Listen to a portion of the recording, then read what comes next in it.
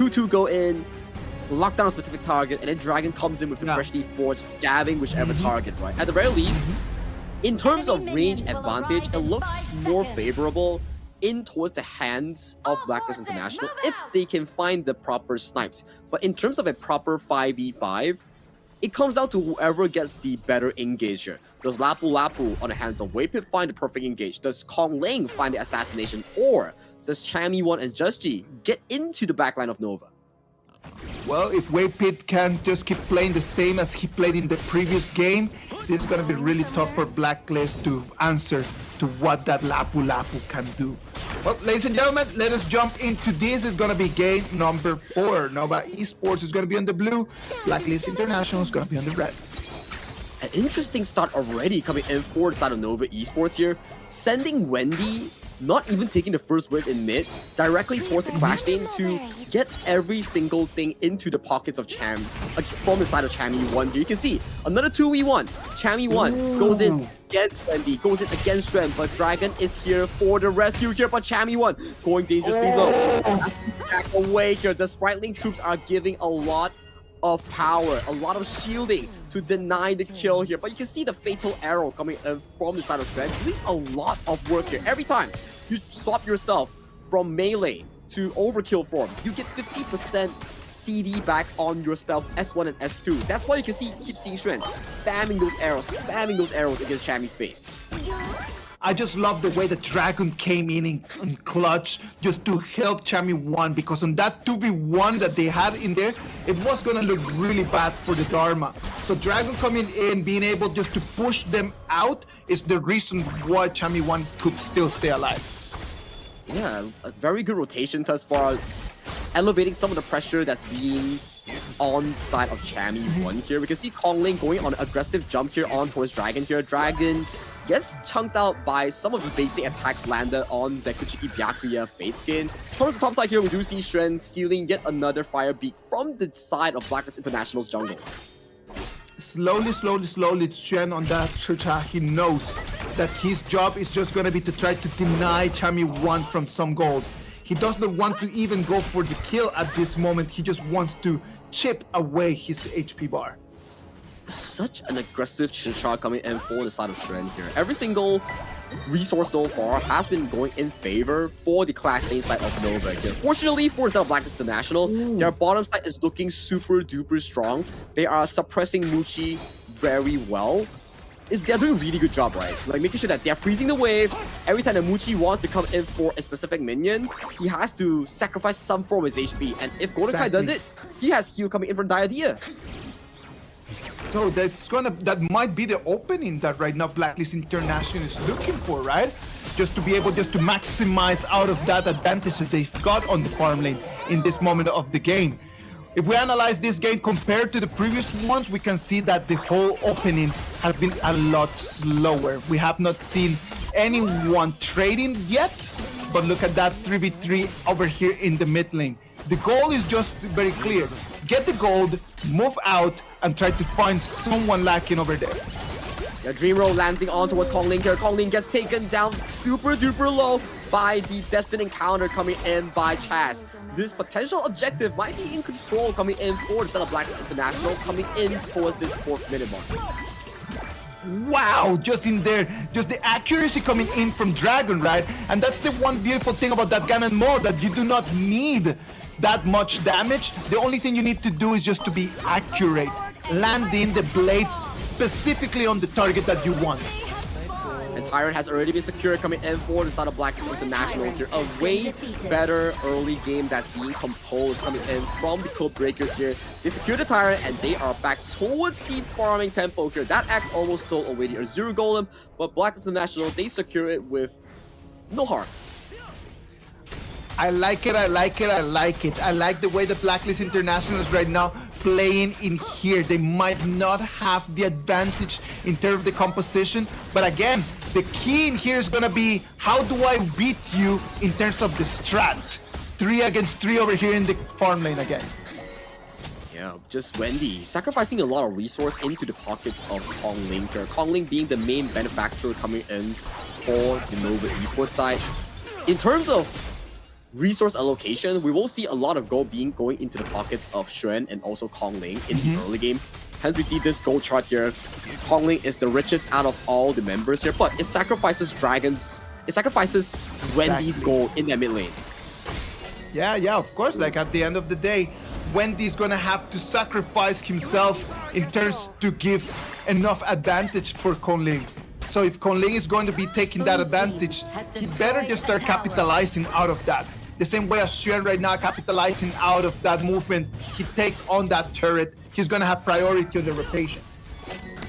He might just continue his aggressive push towards the top side here. We do see Kong Ling jumping in very aggressively with that S2 here, trying to chunk out and get vision for Xuan here. So Xuan getting a bit more damage in towards the top side. Everybody backs off, and we are back into a stalemate here.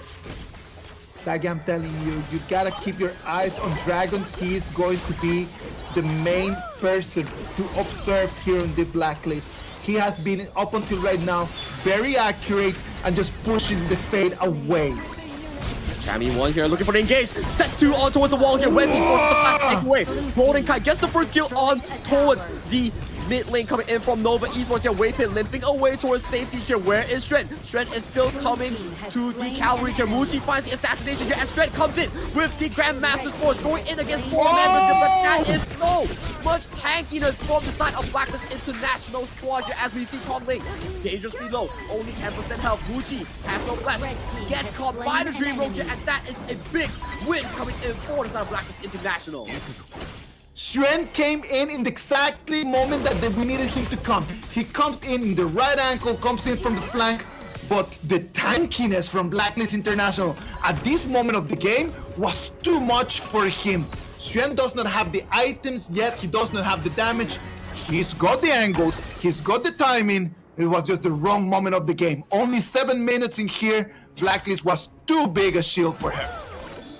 And they managed to take down Wendy, the primary target with the fusion reduction item, which is the venomous staff here. So when he falls down, there's no real threat that could handle him here. Waypin gets caught by the Dream Robe coming in from the side of Just G here. Does trade the life of Golden Kite thus far. Kong Ling going in for the aggressive chase. Chaz has to burn the flash to escape here. So right now, 1-for-1, Roamer for farm lane in favor for the side of Nova. Roamer for farm lane, I'll take that every single time. That is Waypit's job right over here, just to tank in so we can have access to the backline. Great movement in here coming in from Waypit, who's having a great performance today. Yeah, Waypit is just really consistent thus far, finding the re-engage, especially like, hey, he got chunked out by the Dream Roll, but he still went aggressively, knowing for a fact that Golden Kite has no flash. And Kong Ling, he's a semi-tank Fade that we see here, completing the Crimson as well as the Blazing Cape. So he's really tanky on that Fade. Well, let's wait and see what's going to happen in here. You can see Blacklist International already decided to start moving together, a 5-man squad rotation that they're going to be doing right now. That's going to give Nova some information, okay? If Blacklist International decides to start moving on the 5-man rotation, well, split push and then just go in for the Tyrant. In the moment that they need to go and break apart to go and clean the waves, that is the trigger for this to happen. For Kong Ling to come in and control the resources. We do see that Waypit here, aggressive engage on towards Dragon, start off the fight here. Dragon has no flash, gets caught by the hardened Jade Seal here. Chammy falls, Dragon falls, Just G, defensive Dream Room to escape towards safety here, but Kong Ling, he is not yet done. We do see Muji flashing aggressively against Chaz. Chaz will be the next one to fall. Beautiful stun coming in from Wayne. He catches onto his 2 remaining members for the side of Blacklist here. With a 0-5 ace, Nova Esports are in control. I'm telling you, that should have been a quadra. It was 2 double kills for Kong Ling. They just stacked them up. It's going to be an ace. Nova Esports wants to finish this game quickly again. Destroyed a tower. This is just superior team by prowess, and you talk about Waypit. He's just styling here, as you can see in this instant replay. He comes in and he gets into Dragon, and that's the main idea. You get Dragon out of the mix, and then there's no damage to actually be afraid of. Konglin comes in, takes some Dragon, and then after that, it was just easy for them just to chip, poke, and then just collect 5 kills in the pocket. The engage from Wendy was really beautiful as well to catch off the remaining members, Golden Kite and also Just G. And you gotta say, right now with 2000 Goldie, it's looking even more healthy for Nova to come in to get this Tyrant with no contention or whatsoever from their opponents. Alright, so right now Nova is going to be able to take on to that first Shadow Tyrant, which is going to be good news for them. At the same time, let me tell you some better news for them. They have already 2 or 3 Succubus Cloak on their players. They've got 1 on Xuan, they've got 1 on Konglin, they've got 1 on Mood, so that's already 3 Succubus Cloaks. So the damage coming in from Dragon and at the moment is going to start being just a lot less. Yeah, and even Waypit is also working towards his own Succubus Cloak as well. That's going to be 4 Succubus Cloak in going to the pockets of Nova Esports. And Golden Kite is going a full magical build on towards Aaron, not the traditional on-hit build. So for the DPS coming in from Blacklist, is solely relying on physical damage from Chamiwan, which is pretty insufficient. That is going to be very insufficient. That's going to be really difficult for that. Chamiwan in here, he needs to be an initiation, not a damage dealer. Yeah, that's the problem here. We do see the Unending Sorrow being forced out by Wendy already in this aggressive approach.